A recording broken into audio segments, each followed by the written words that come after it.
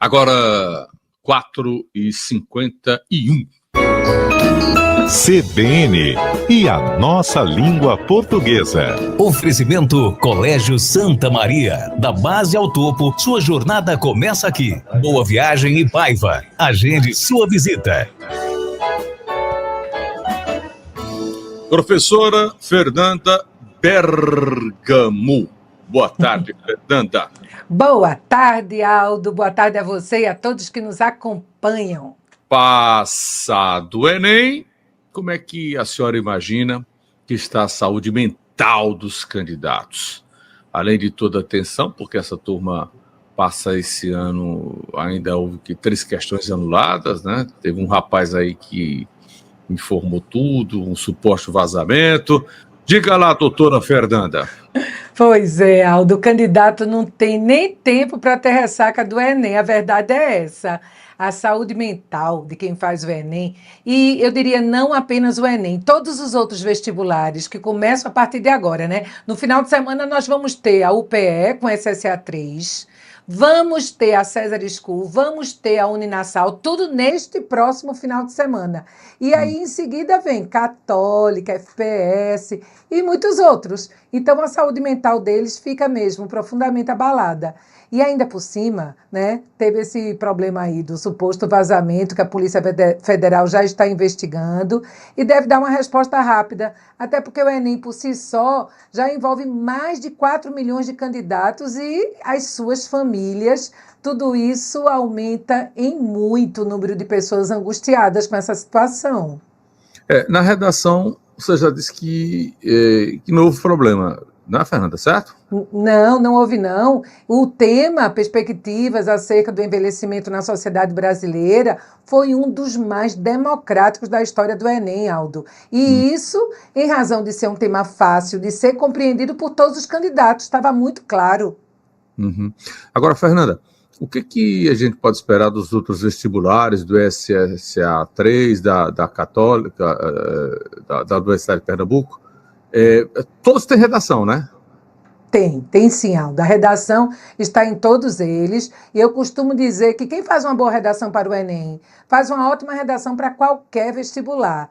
As competências analisadas pela banca do Enem, elas são muito completas. Tem umas pequenas diferenças em relação a outros vestibulares, porque lá no Enem tem aquela 5ª competência que cobra proposta de intervenção, os demais vestibulares não pedem isso, né? O SSA 3 da UPE, né? Mas tem, por exemplo, agora uma exigência a respeito da colocação do título. E esse título faz diferença na nota, pesa bem.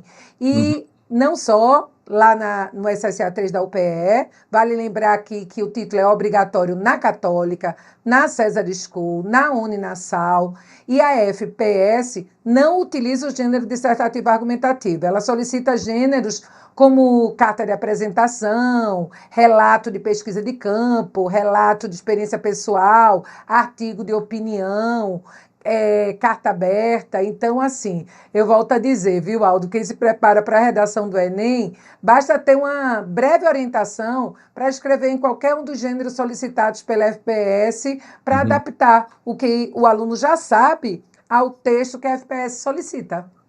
Olha, Fernanda, já pensando no planejamento do ano que vem, como é que o aluno deve se preparar para enfrentar essa bateria de vestibulares que acontece a partir de novembro, hein? Eu acho que é planejamento, viu, Aldo? Se ele se planejar para estudar as matérias de acordo com as suas maiores dificuldades, o candidato tem grandes chances de sucesso.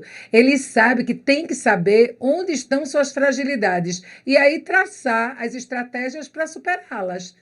Já faz algum tempo, né, que redação, linguagens e matemática, quem garantir essas 3 provas, tem aí garantido quase 60%, até um pouquinho mais, do resultado do Enem. Então, se o candidato tiver dificuldades nessas matérias que são tão significativas, ele precisa buscar uma forma de vencer essas dificuldades.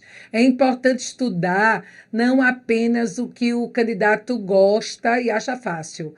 É inteligente estudar aquilo que ele não gosta, aquilo que ele tem dificuldade, porque ele precisa dar um gás exatamente nessas matérias, sabe?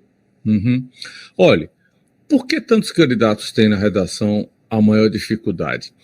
Antes que você dê a sua opinião, eu vou atropelar, dar logo a minha, desculpa a grosseria.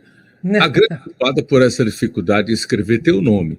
Redes sociais, né, Fernanda? O menino entra ali, fica hipnotizado, sem fazer leitura produtiva, se comunicando por meio de figurinhas, que a gente já falou disso aqui, de emojis, abreviação que a gente tem até dificuldade de entender. Eu estou ficando velho. É como se fosse outra língua.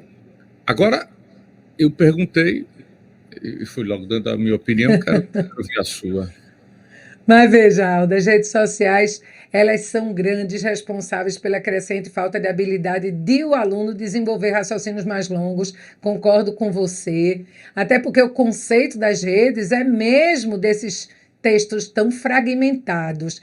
E não é somente nos chats, a fragmentação é uma característica da leitura na internet. É por isso que muitas pessoas que vivem lá permanentemente nas redes têm uma imensa dificuldade em ler um livro, né? Porque é uma leitura extensa, eles estão muito acostumados a essa fragmentação. E eu nem estou falando de uma leitura densa, não, viu? Qualquer leitura, Aldo, com mais de 50 páginas, isso seria um livro bem pequenininho. Então, na medida em que os alunos deixam de ler livros, eles vão perdendo a capacidade de escrever. Porque a gente sabe que quem lê muito escreve bem. A leitura, Aldo, eu digo sempre, é o adubo do bom texto. Ô, Fernando, e como é que as famílias podem ajudar, né? Como fazer para acrescentar o hábito da boa leitura para os filhos?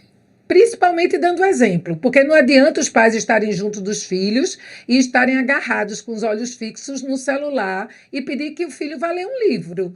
Isso aí é a mesma coisa daquele ditado popular: faço o que eu digo, mas não faço o que eu faço, não é? Então, exemplo arrasta.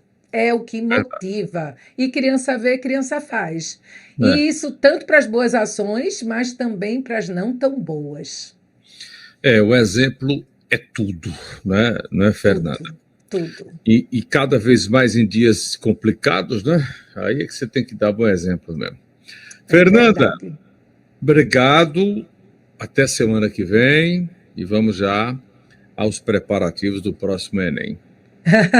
Pois é. E aí, deixando para todos os nossos ouvintes, quem for encarar a prova de redação neste final de semana, não se esqueça do título. Eu reforço isso porque a gente dizia, não coloque título na redação do Enem, mas agora ele é obrigatório. Tá bom. Tchau, Fernanda. Boa tarde, Aldo. Obrigado.